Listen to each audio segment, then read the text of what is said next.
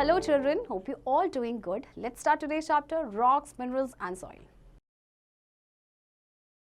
Learning objectives. Different types of rocks, minerals, metallic and non-metallic, conserving natural resources, soil and soil erosion. The whole earth is made up of rocks and minerals. Rocks come in different colors, shapes and sizes. Name the following rocks. देखिए आपको पता है पूरी जो अर्थ है वो rocks और minerals से ही बनी है एंड रॉक्स आपकी डिफरेंट कलर्स की होती हैं, शेप्स में होती हैं, साइजेस में होती हैं. तो यहाँ पे आपके देखिए कुछ रॉक्स हैं, इनके नाम आपने खुद से लिखने हैं. We see rocks around us, especially when a building is being constructed in our neighborhood. Some famous buildings are known for their architecture and stone used for the construction. Red Fort and Jama Masjid are made up of red stones. Taj Mahal and Lotus Temple are made up of white marble. Rocks can be classified in three groups according to their formation: igneous rocks, sedimentary rocks and metamorphic rocks. देखिए जब कभी भी buildings बनती हैं या construction चलता है हमारे आसपास तो हम देखते हैं बहुत सारी रॉक्स. अब जैसे आपका रेड फोर्ट है, जामा मस्जिद है, ये आपके रेड स्टोन से बना है. ताजमहल एंड आपका जो लोटस टेम्पल है आपके वाइट मार्बल से बना है. तो आपके रॉक्स को उन थ्री ग्रुप्स में डिवाइड किया गया है उनके फॉर्मेशन के according: igneous, sedimentary and metamorphic. तो सबसे पहले बात करते हैं igneous rocks की. There are three layers of the earth: crust, mantle and core. The surface of the earth is a crust. Below the crust is mantle and below that is core.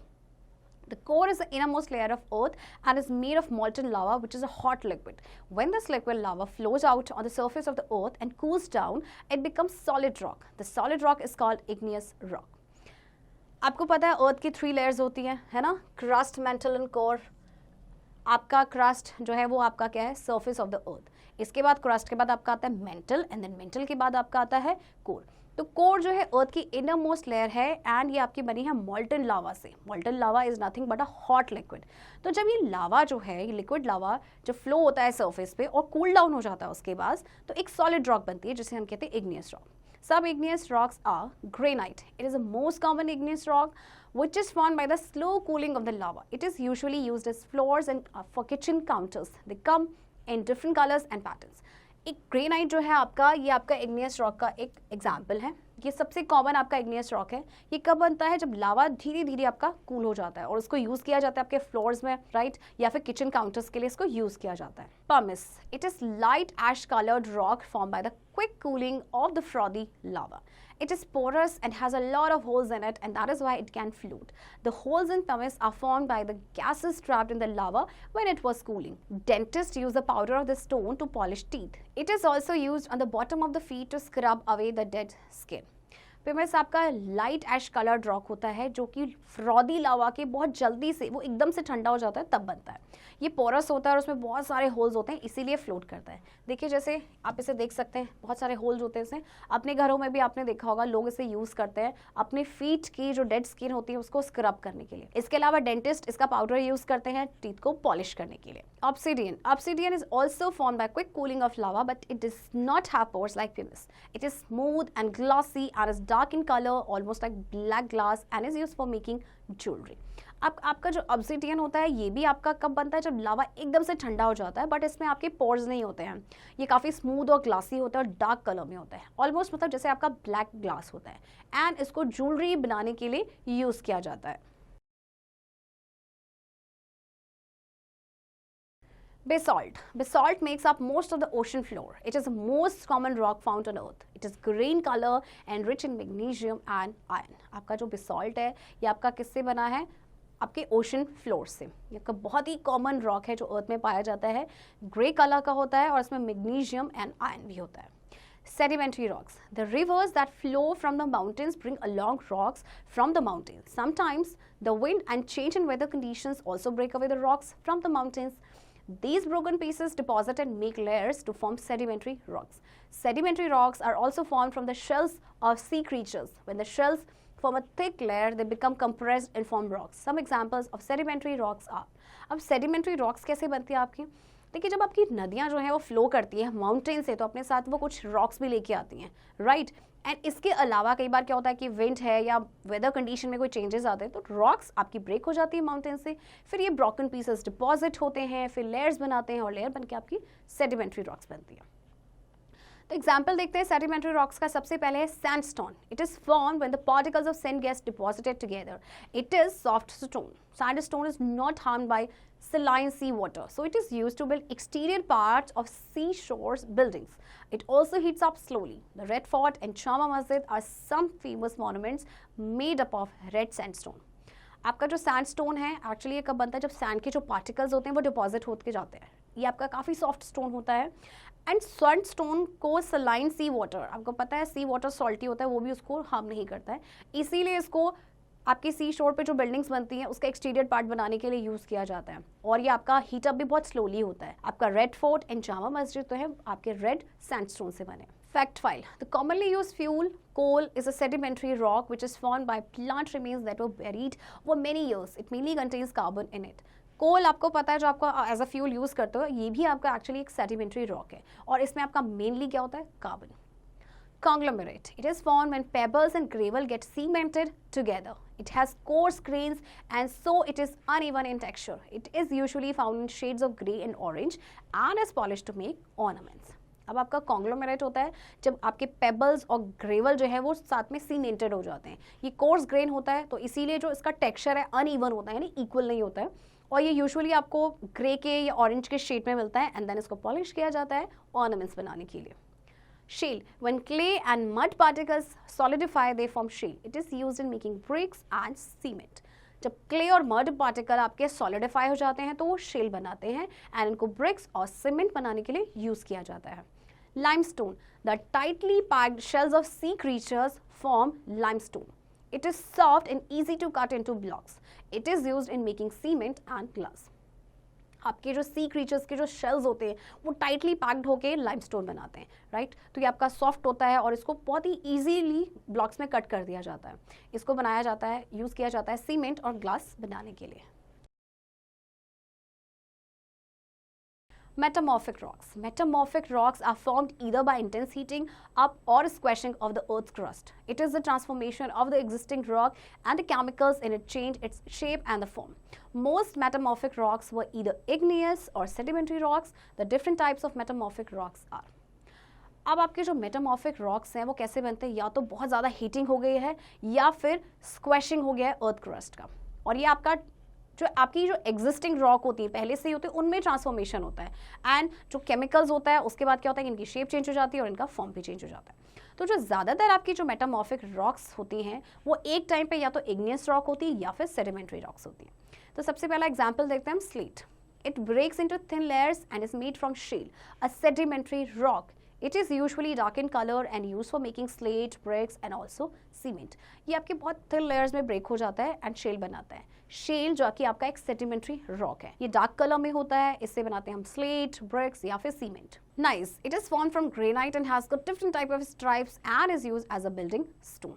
आपका इसमें ये granite और से बना होता है और उसमें डिफरेंट टाइप ऑफ इसके स्ट्राइप्स भी होते हैं। Marble. Marble is a metamorphic rock made from the sedimentary rock limestone. It is found in different colors, but white marble is the most common. It is used for making statues and buildings. अब marble तो आप सभी ने देखा होगा कि इसको buildings और स्टैचूज बनाने के लिए यूज़ किया जाता है, बट आपका मार्बल एक मेटामॉर्फिक रॉक है जो कि आपके एक सेडिमेंट्री रॉक लाइमस्टोन से बना है। Quartzite. It is a hard stone and made from sandstone. It is also used for making statues, jewelry and ornaments. Quartzite भी आपका एक हार्ड स्टोन होता है और सैंडस्टोन से बना होता है। इसको स्टैचूज बनाने के लिए यूज़ किया जाता है, ज्वेलरी, ऑर्नामेंट्स बनाने के लिए यूज़ किया जाता है। Minerals. Some natural processes within the earth form minerals. All rocks are made of minerals. They are underground natural resources. Some minerals are metallic while some are non-metallic. देखिए कुछ natural process होते हैं आपके अर्थ में जिससे कि आपके मिनरल्स बनते हैं। तो जितने भी रॉक्स हैं ये आपके सारे मिनरल्स से बने हैं। तो मिनरल्स आपके मेटालिक भी होते हैं एंड नॉन मेटालिक भी। Metallic minerals. Some common metals that we use in our daily life are iron, gold, silver, copper, and aluminium. Precious metals like gold, silver, and platinum are used for making jewelry. आपके कुछ metal जो आप daily life में use करते हैं like silver, copper, gold, aluminium, इसमें आपका silver, platinum and gold, इससे तो हम क्या करते हैं ज्वेलरी बनाने के लिए यूज़ करते हैं। While metals like iron, copper and aluminium are used for making wires, electrical gadgets and also used in buildings. अब ये सारे जो मेटल्स हैं आपके वायर्स बनाने के लिए यूज़ किए जाते हैं, कोई इलेक्ट्रिकल गैजेट्स या फिर बिल्डिंग्स में भी यूज़ किए जाते हैं। Non-metallic minerals. Some minerals are non-metallic in nature like coal and petroleum. Non-metallic minerals can be in the form of solid, liquid or gas. Some non-metallic minerals are coal. Coal is dug out from the earth from deep underground mines. Coal is made from old decayed plants. When the forests are buried underground due to heat and pressure, they change into a dark substance called coal. It takes millions of years to change decayed plants into coal. Coal is commonly used for cooking and producing electricity in the thermopower plants. It is also used by washermen to heat the iron for ironing clothes. Coal mines are situated in several states of India like Madhya Pradesh, West Bengal, Jharkhand, Andhra Pradesh and Tamil Nadu. कोल आपका एक non metallic mineral है और ये आपके कहाँ मिलता है, मतलब जब आप डीप अंडरग्राउंड को डक करते हैं, जिसे हम माइंस कहते हैं, वहाँ से निकलता है। कोल बनता है कैसे, आपका ये होता है डेड रिमेन्स ऑफ प्लांट्स। पहले जैसे कि फॉरेस्ट पूरे के पूरे जो फॉरेस्ट है जैसे अंडरग्राउंड में वो बैरी हो गए, देन हीट और प्रेशर की वजह से ये जो चेंज हो जाते हैं कोल में। तो कोल को बनने में मिलियंस ऑफ ईयर्स लगते हैं, राइट। तो एक्चुअली आपका क्या है, प्लांट का डीकेड फॉर्म है और इसको आप कॉमनली यूज़ करते हैं as a fuel like cooking के लिए या फिर इलेक्ट्रिसिटी प्रोड्यूस करने के लिए। थर्मो पावर प्लांट्स में कोल का ही यूज़ किया जाता है। तो कोल माइंस आपकी इंडिया के बहुत सारे पार्ट्स में हैं, लाइक इन स्टेट्स में। Fact file: coal, crude oil and gas are known as fossil fuels because they have been formed from the petrified remains of prehistoric plants or animals. Coal, crude oil और gas को कहा जाता है fossil fuel क्योंकि ये कहाँ से बने, आपके जो पेट्रीफाइड रिमेन्स होते हैं जो प्री हिस्टोरिक प्लांट्स और एनिमल्स से, उनसे। Petroleum: Petroleum is a fossil fuel which is formed from the dead remains of land and sea creatures. It is used as a fuel in liquid form as petrol and diesel, and in gaseous form as CNG, compressed natural gas. It is also used for dry cleaning, lubricating oil, printing ink and medicines. Paraffin wax is also obtained from petroleum to make candles, waterproof material and polish.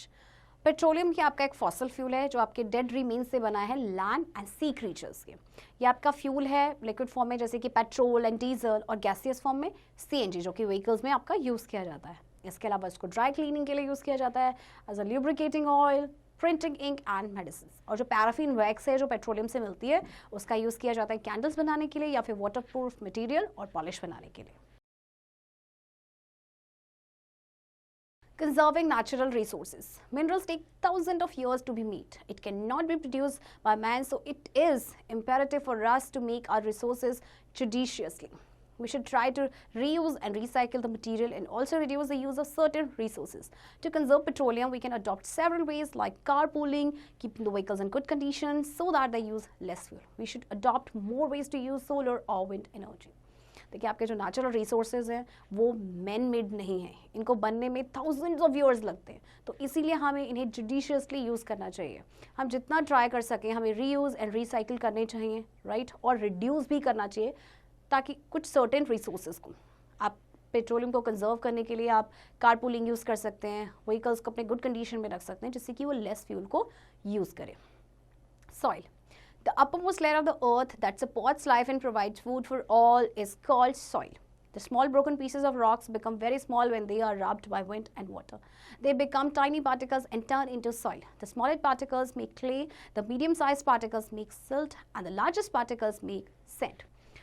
अर्थ की जो uppermost layer है जिसमें आपके plants grow करते हैं, जो life को support करते हैं, वो आपका क्या है, सॉइल है। सॉइल आपकी रॉक्स के पीसेस से बनते हैं जो बहुत छोटे छोटे छोटे ब्रेक हो जाते हैं, ओके। एंड जब इतने छोटे होने के बाद फिर ये किस में चेंज हो जाते हैं, सॉइल में। तो जो स्मॉलेस्ट पार्टिकल होता है उसे कहते हैं क्ले, एंड जो मीडियम साइज पार्टिकल होता है वो बनाता है सिल्ट, एंड जो लार्जेस्ट पार्टिकल होता है सॉइल का दैट इज सैंड।